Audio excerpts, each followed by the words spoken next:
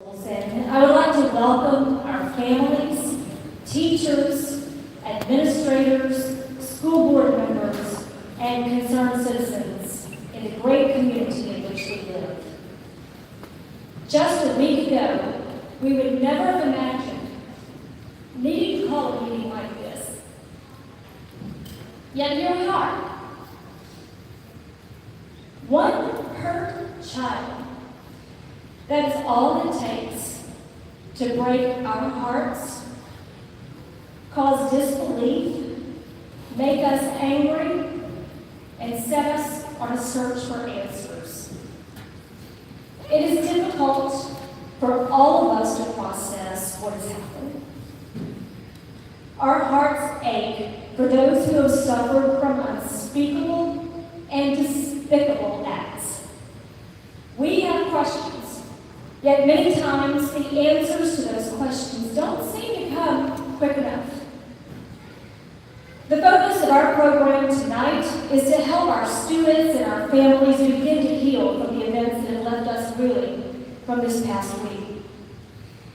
This is a difficult issue to talk about, yet a delicate discussion that we must have with our children. This process is going to take time. Healing will come, but it's not going to be overnight. It won't necessarily come quickly. This evening, Bossier School Superintendent Scott Smith, Bossier Parish Sheriff Julian Whittington, Alex Person from the Gingerbread House, and Dr. Brady Bray from Disaster Management International will share some thoughts and information on the situation at hand. But most importantly, how to have a conversation with your children. You may be asking yourself, what do I say to my kids? And how do I ask it? Tonight, you will learn targeted strategies on how to have meaningful dialogue in order to work through the challenges both your family and your child may be experiencing. Then at the conclusion of our program, we have Gingerbread House representatives here and also Dr. Gray, who will be available to speak with you on a one-on-one basis should you feel the need to further explore ways to help your child and your family move forward in a positive direction. At this time, would you please now help me welcome our Superintendent, Scott Smith.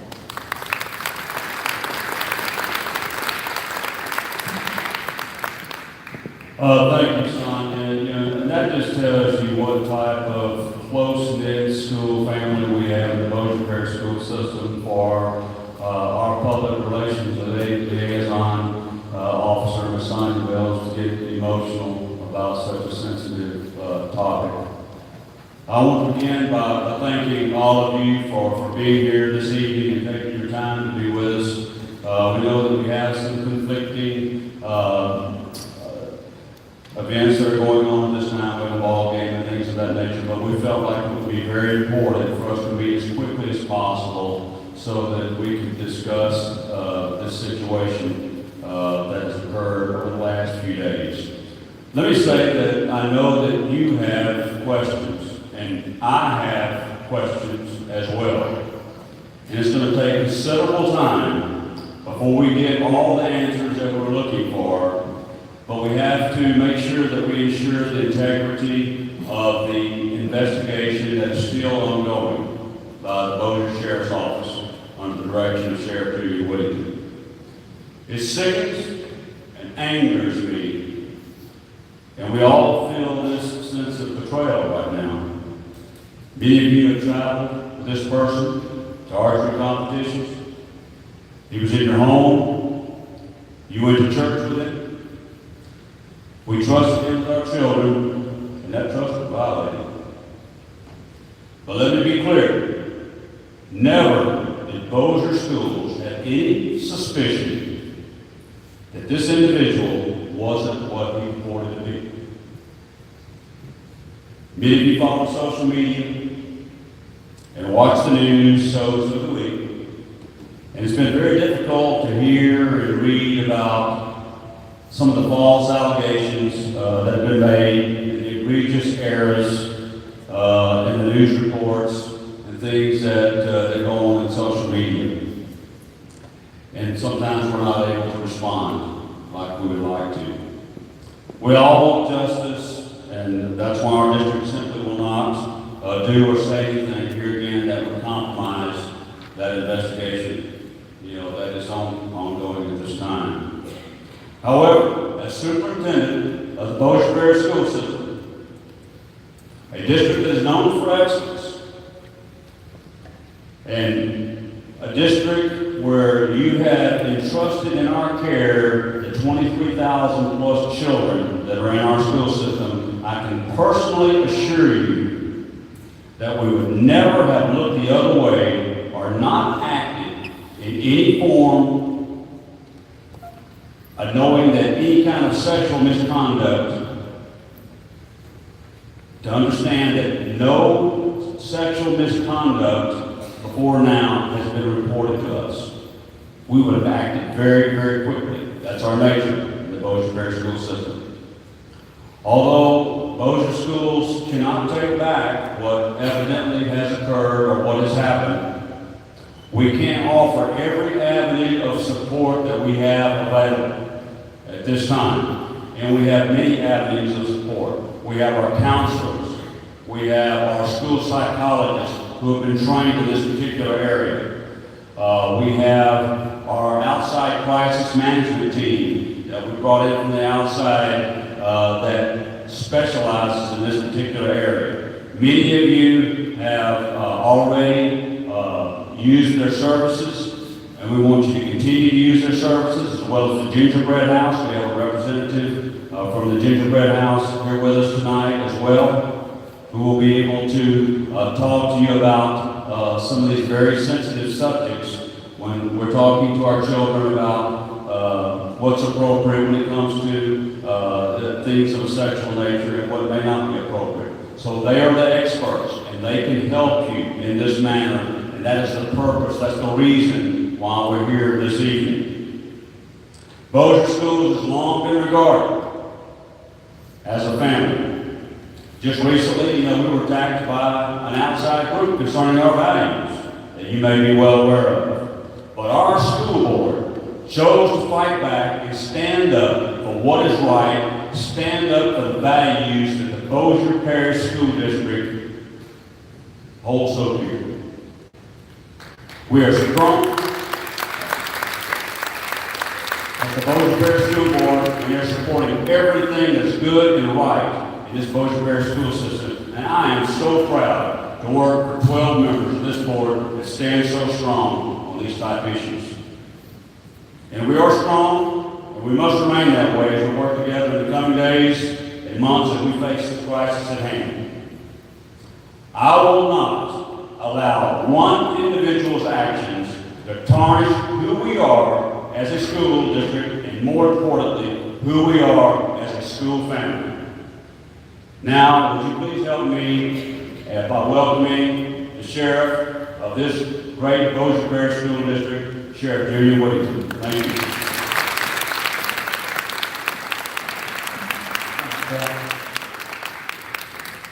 Good evening. As a father and a grandfather, nothing makes me sicker or more determined than cases like this. Folks, as good as Bossier is, as good as the schools are, there's evil everywhere. And this is a prime example of what you're obviously concerned, you wouldn't be here. Let me tell you what we've done since this all happened last week, how fast this has unfolded. We were called to the scene, the victim confided in their parents, patrol was called, patrol responded, made a report, got out of detectives, and notified Superintendent Smith. The suspect was never allowed back in school. We did our investigation through some warrants and different things. By noon the next day, he was in the match book. That's just how fast it happened. Unfortunately, we've been asking for more information for you to come forward. We're going to have our specialists here in just a second. But more victims have come forward, and we're investigating those as we speak. My detectives in the back there have done an awesome job. We're not going to stop until the last one is resolved or solved. But I want to let you know there's no statute of limitations on these crimes. So it may not have been last week, like the ones were last month or so. It could have been years. So if it happened years ago, it's still relevant, it still can be prosecuted, and we want to know about it. The SROs are in the schools. I know this is an awkward subject. It always has been, I guess it always will. But certainly parents, you're the number one resource for your children. But if you're not comfortable doing it, discussing it with them, the SROs at school have been trained. They're not going to do it all on themselves. They're going to get help from the specialist right here. And Gingerbread, I'm not going to talk for them. They've done an awesome job. If you're not familiar with them at all, they interview the children in private, they video it all. The children don't have to come to court. And so it's a lot that they do, and they can tell you about what they do. But it's never too late. Have the talk. If you're not sure, it doesn't matter. Bring it on. We'll help you sort it out. That's our job. But we're certainly supporting Superintendent Smith and the school board and continue to pray for these victims as we move forward. Thank you for being here, for being interested in this matter. Alex Person, I believe in Gingerbread House, if I have the lineup correct, his name.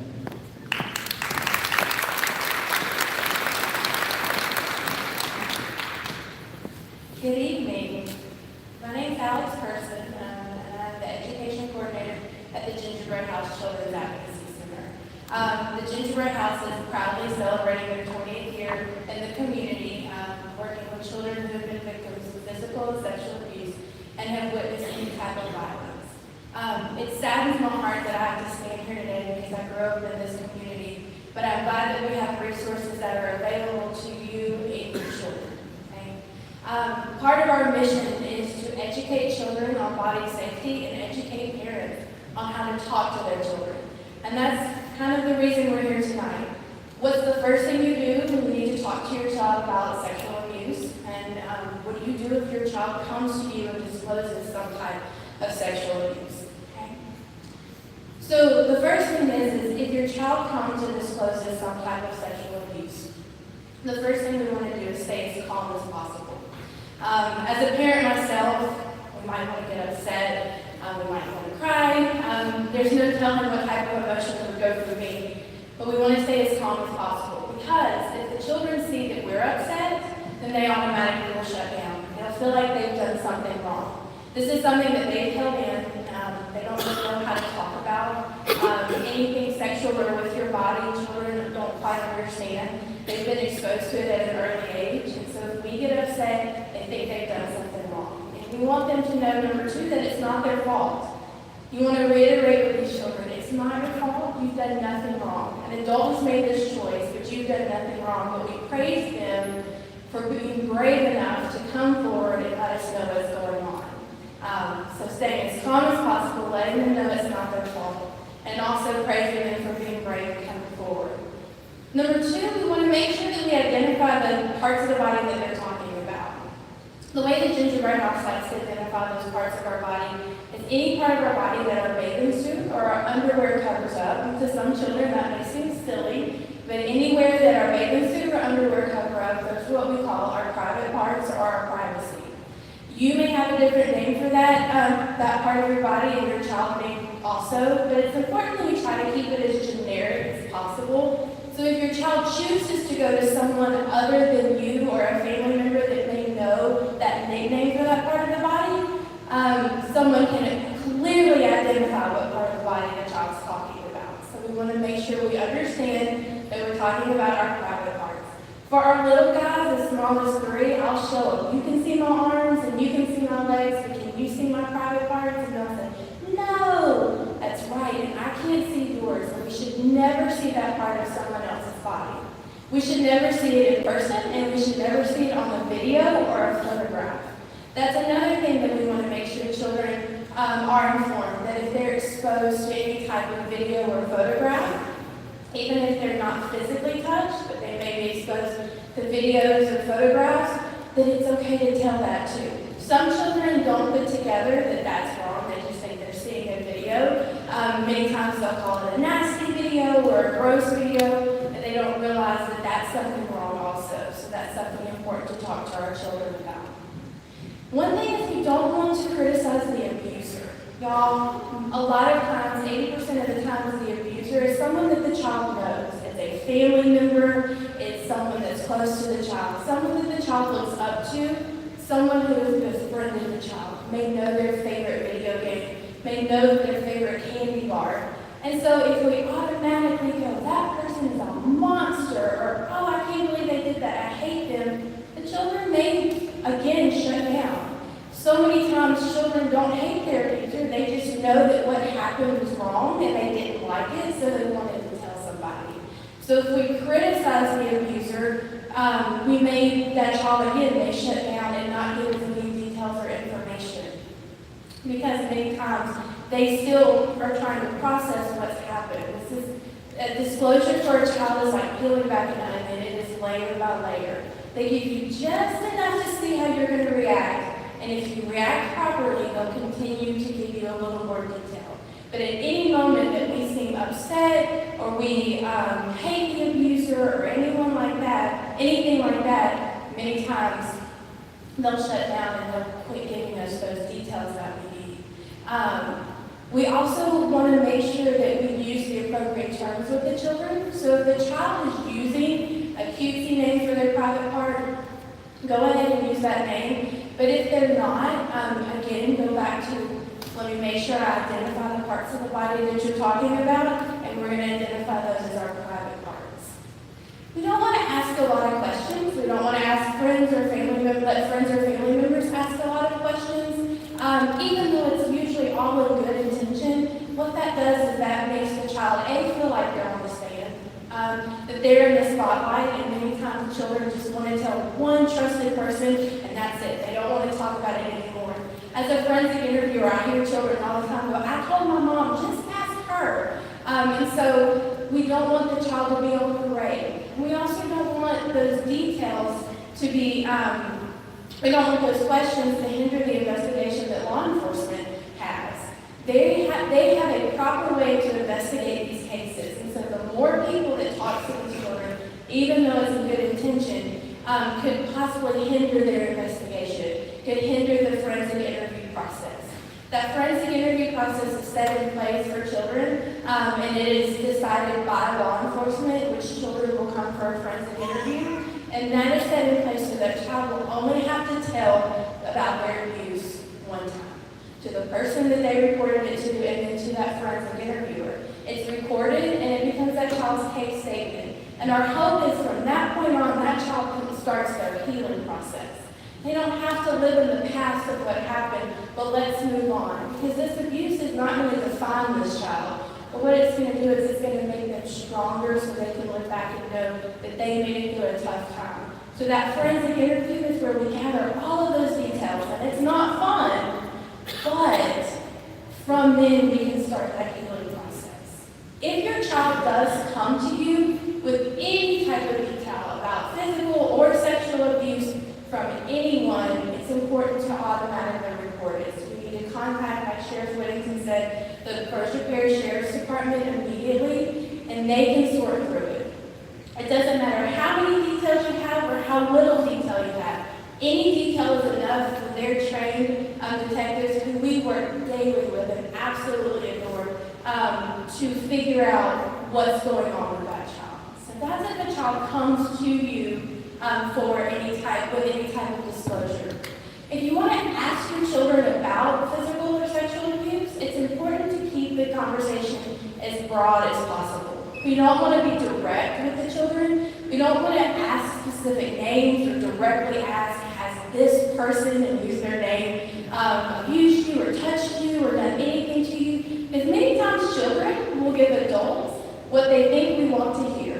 And so if they think that we want a yes, they'll give us a yes, and maybe it didn't happen. Or maybe they pause for just a minute and we're going, oh, we don't know what happened. So we keep it as broad as possible. So if you want to talk to your child about abuse, if they haven't disclosed anything, it's very important to, again, start with the proper parts of our body, and then to keep the question very open-ended. Has anything ever happened to those parts of your body that we just talked about? If they say no, it's important to leave it at that. So don't keep hounding or badgering children for a yes, because it may not be there. Maybe it is, but they're not ready to tell. So many times children will delay disclose, and it may be months from now, and they're brave enough to come forward and say, hey, this happened to me, but I didn't know how to talk about it. And that happens so many times. As an adult, we're sitting here trying to figure out, how did this happen in our community? Can you imagine what children are going through? So we have to give them time to process what's happened and feel comfortable to find a trusted adult to tell. If they do, once you ask that question, has anything happened to these parts of your body? If they say yes, a key phrase to say is, tell me everything that happened. Once they give you all the details about what happened, end it with that. Immediately call law enforcement. It's important not to continue again to get more details. That would be a forensic interviewer's job. Your job is to hug them, love them, tell them how proud you are of them, and then to make a normal atmosphere as normal as possible. They think that they're in trouble or that it's their fault, and so we want to go back to as normal as possible. The investigation has several processes, it's a process, and it has several different steps. But all of those steps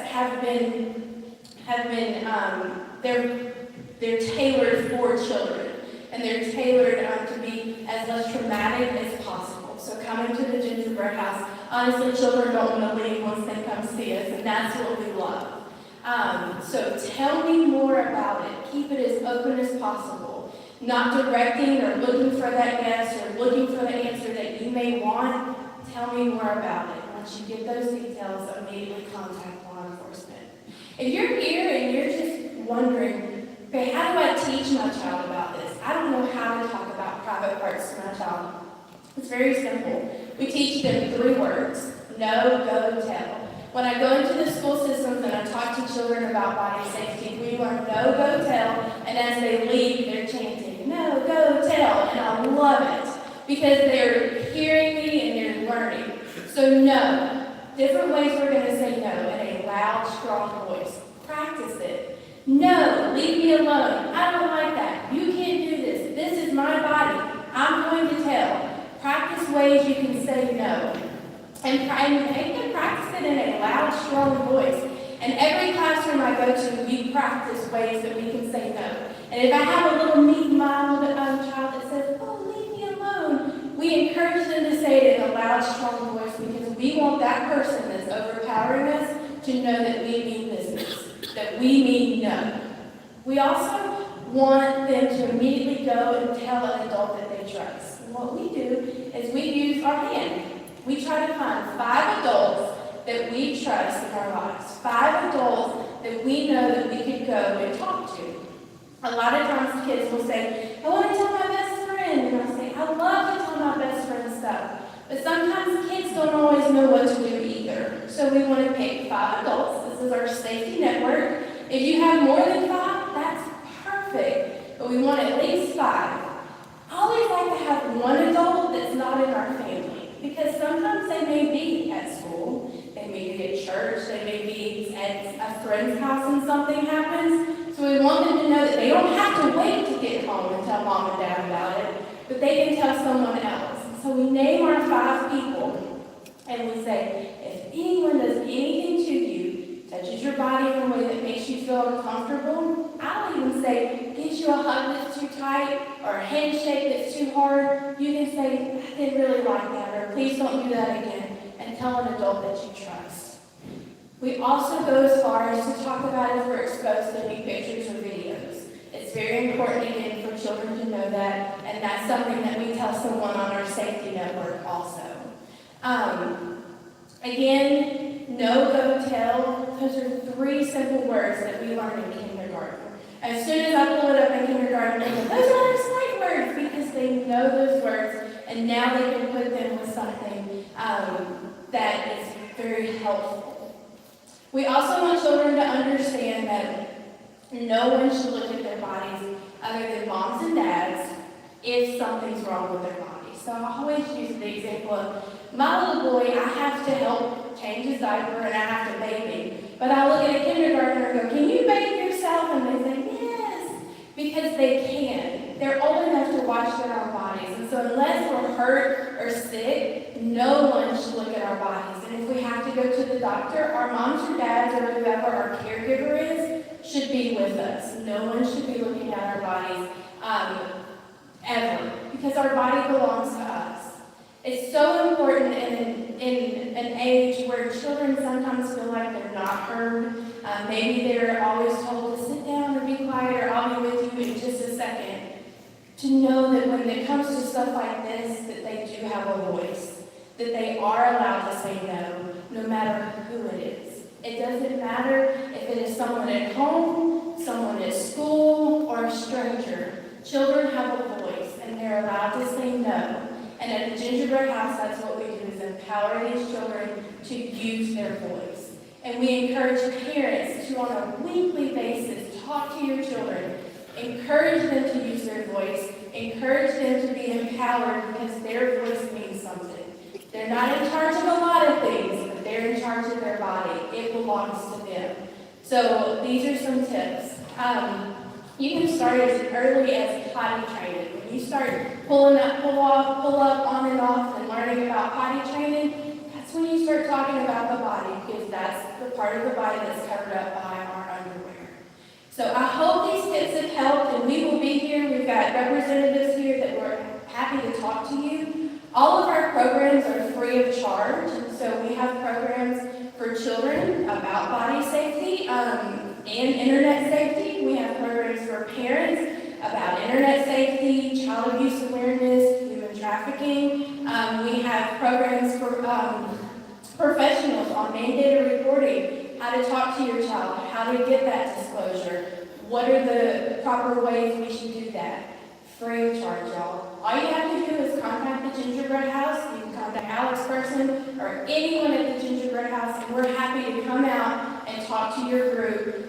If it's 3 kids or 30 kids, if it's 3 adults or 30 adults, I'm happy to be there, because something like this can rock a community, and we want to be the support that you need. So we'll be here afterwards for any questions.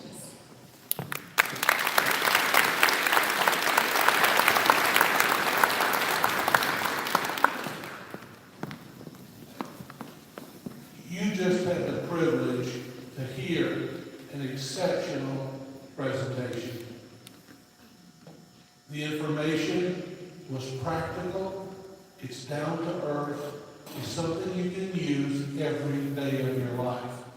And the benefit to you here in this parish is this service is available to you in your community. So many communities around this country of ours don't have access to the exceptional nature of a program like Gingerbread House that you have here.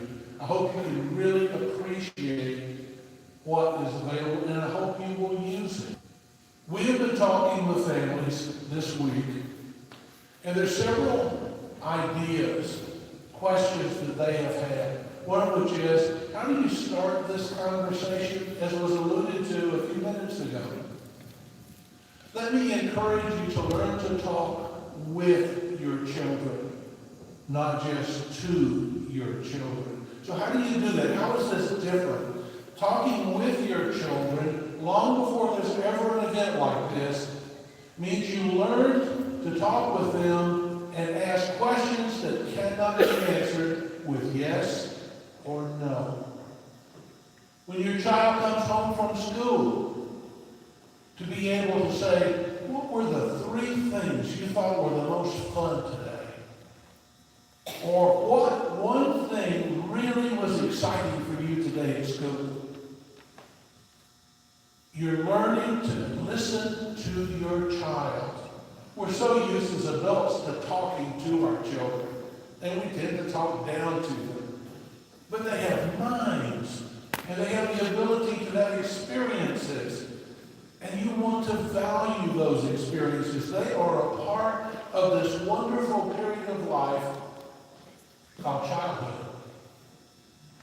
Terrible things can happen. And we've seen terrible things that have happened in this community. Keep in mind, everything you do with your child should be based on your values. What do you believe? What does your family believe? We raise our children to follow those things that we believe to be true and honorable and right. And we love our children, and we communicate that love. By the same token, please be careful. You may have a really good friend or even a family member with children, and you really believe something has happened to that person's son or daughter. Respect their privacy. Don't try to badger them or make them go and talk with someone until they're ready to go do that. This does not work if you try to make somebody else follow up on a fear that you have or a concern that you have, even if it's based in love. Respect that every family has the right to deal with this in their own way. You can love them and encourage them and support them. And while you may believe with all your heart that something happened, they may not be ready to accept that yet. It may take them more time. Children are remarkably resilient. They recover from horrific things, from war and war atrocities, the sexual abuse, the physical abuse. That does not mean they don't pay a price for it. They do. But they're going to be able to go on and function, just like in this community, you will persevere. You are, as a community, forever changed. You're sadder, but you're wiser now than you were before. You realize that things can happen that nobody could see coming. Nobody can have any awareness or any insight or even begin to comprehend. These things do happen to us in our communities. By the same token, I can tell you, we have never been in any community, and we travel all over this country, where we have seen more community support, more caring, more love from the children, from the school, and from the community at large. They've even taken care of us. They buy lunch for us, and we've never had that happen before. Not that you can tell, I don't miss very many meals, obviously. But you have a remarkable community here. Learn to talk with your children. Learn to listen to them. I'm going to go one step further. I'm going to encourage you to do something. Unfortunately, we have dealt with this too many times. When your family is ready, I encourage you to teach your children the proper names for parts of the body. I'm not needing to be tacky or crude, but children can learn to say penis as well as they can say pee-pee. You need to teach them, and that's a way to prepare them. Now again, what I'm suggesting is when your family is ready for this, when your children are age appropriate for this, because you're not always going to be there when something happens. They need to be able to explain to someone who doesn't understand the words they use sometimes for different parts of their body. As I said, I don't mean to offend anyone, but this is an investment in the health and well-being of your children. They need to be able to communicate as effectively as possible in very difficult situations. Listen to your children. Encourage them to share with you and talk with you. Train them in using the right words as they get older. And to start using those without shame or embarrassment. And the way to do that is you model that yourself. You use the words, and you don't have to blush or be embarrassed. If you are comfortable, you will communicate that to your child. You will communicate that to them. When difficult situations occur, just as minutes ago, it is so important to understand that not everyone who is groomed gets chosen. Grooming is a process by which a pedophile makes the children feel like they're very special and very unique.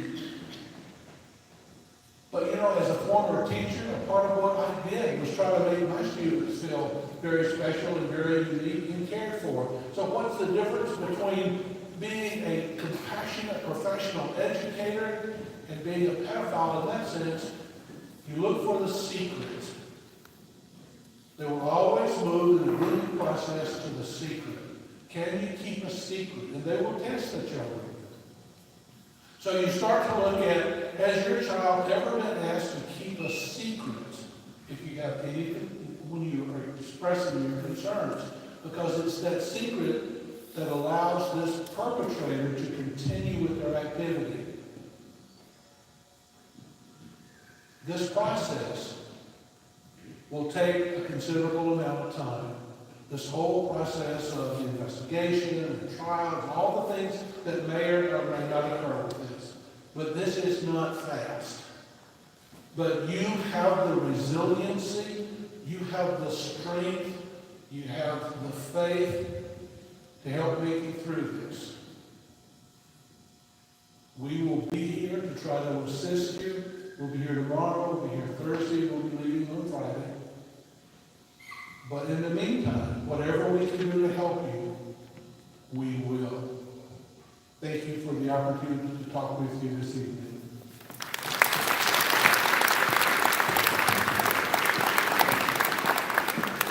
Thank you, Dr. Ray, and also to Alex.